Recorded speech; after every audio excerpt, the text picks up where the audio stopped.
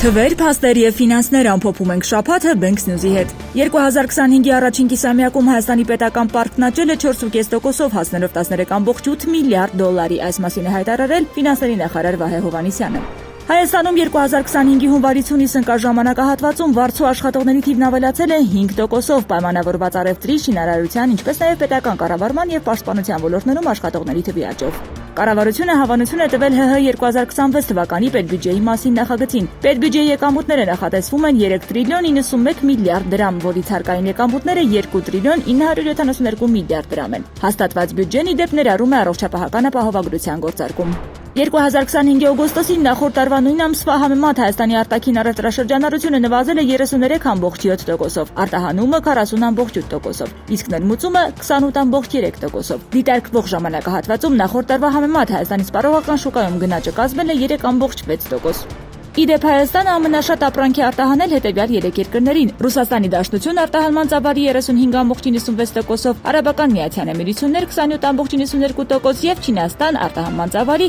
8.18%-ով։ Եվ վերջում լավ լուր առցանց գրումների սիրահարների համար Օնեքսում արդեն իդրամ կա, ինչը նշանակում է, որ Օնեքսի հաշիվը իդրամի հաճախորդները կկարողանան համալրել հենց Օնեքս հավելվածում մի քանի հպումով եւ վայրկյանների ընթացքում։